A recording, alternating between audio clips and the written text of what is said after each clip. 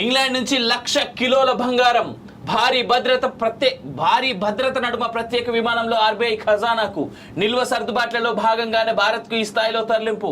15 ఏళ్ల క్రితం IMF నుంచి ఆర్బీఐ 200 టన్నుల కొనుగోలు. కొన్నేళ్లుగా బంగారాన్ని కొంటూ బ్యాంక్ ఆఫ్ ఇంగ్లాండ్లో నిల్వ. విదేశీ మారక నిల్వల సంక్షోభంతో 1991లో బంగారం తనఖా ఇప్పుడు 100 టన్నులను దించడం దేశ ఆర్థిక శక్తికి నిదర్శనం.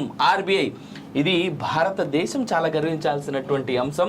ఇది మొత్తం చదివిన తర్వాత దీని అనాలిసిస్లోకి వెళ్దాం. మనకి 100 టన్నుల బంగారం అంటే 1,00,000 కిలోలు. ఇంత భారీ స్థాయిలో బంగారం ఇంగ్లాండ్ నుంచి రిజర్వ్ బ్యాంక్ ఆఫ్ ఇండియా ఖజానాకు చేరింది. 1991 తర్వాత ఇంత పెద్ద మొత్తంలో దేశానికి బంగారాన్ని తరలించడం ఇదే తొలిసారి. మరి ఇంత బంగారం ఎక్కడిది?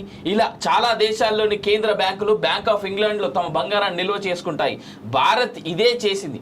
15 ఏళ్ల క్రితం అంతర్జాతీయ ద్రవ్యనిధి IMF నుంచి 200 టన్నుల బంగారాన్ని కొనుగోలు చేసింది. పైగా కొన్నేళ్లుగా పెద్ద ఎత్తున పుత్తడిని కొనుగోలు చేస్తూ వస్తున్న ఆర్బీఐ బ్యాంక్ ఆఫ్ ఇంగ్లాండ్లో నిల్వ చేస్తూ వస్తుంది.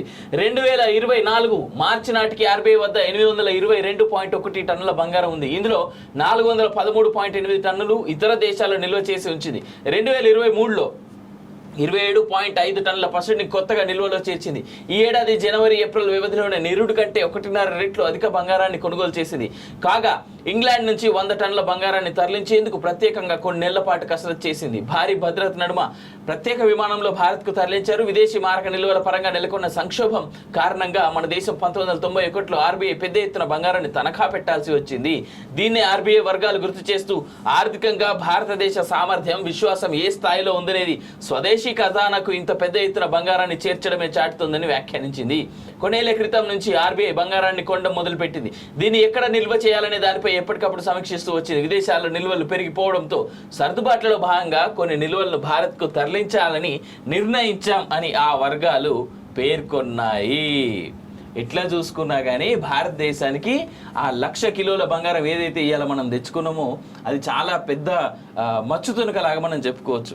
ఒకప్పుడు వివిధ దేశాల మీద ఇంగ్లాండో లేదంటే ఆస్ట్రేలియానో లేదంటే పక్కన స్విట్జర్లాండో ఇంకోటో మలేషియానో వీటి మీద ఆధారపడ్డ భారతదేశం ఇవాళ ఎవ్వరి మీద ఆధారపడాల్సినటువంటి అవసరం లేకుండా మన దగ్గర మనది మనమే పెట్టుకునేలాగా ఇవాళ మనం ఎదిగినాం. ఆ స్థాయికి వచ్చినామంటే కారణం మనకున్నటువంటి నాయకులు, గత పాలకుల నుంచి ప్రస్తుతం ఉన్నటువంటి పాలకుల వరకు అందరూ సమర్థవంతంగా తీసుకున్నటువంటి నిర్ణయాలే. హవెవర్ 1991లో తాకట్టు పెట్టినాం. బట్ దాన్ని ఆ తాకట్టు నుంచి విడిపించి మళ్ళీ కొని ఆ కొన్నదాన్ని తెచ్చుకున్నాం. అంటే భారతదేశం యొక్క గత అప్పులని కాస్త కూస్తో మనం బెటర్మెంట్లోకి పుష్ చేస్తున్నాం అనేటువంటిది తెలుసుకోవాలి, అర్థం చేసుకోవాలి. ఒక రకంగా భారతదేశ ఆర్థిక శక్తి ఎంత గొప్పగా ఎదుగుతున్నది అనేటువంటిది తెలియాలి. అసలు ఇంకా చాలా పెద్ద బ్యానర్ ఐటమ్ రావాలి ఇక్కడ. ఇలా జీడిపి 8.2%కి పెరిగింది. ఆ కాంగ్రెస్ వాళ్ళు అనుండే 5% వస్తే చాలు ఈ సంవత్సరం అని 8.2% పెరిగింది జీడిపి. పేపర్లో చిన్నగా చేసారు, అది పెద్ద న్యూస్ అయినా అది ఇదే పేపర్లో అనుకుంటే ఇంకే పేపర్లో చూడలేదు నేను. అది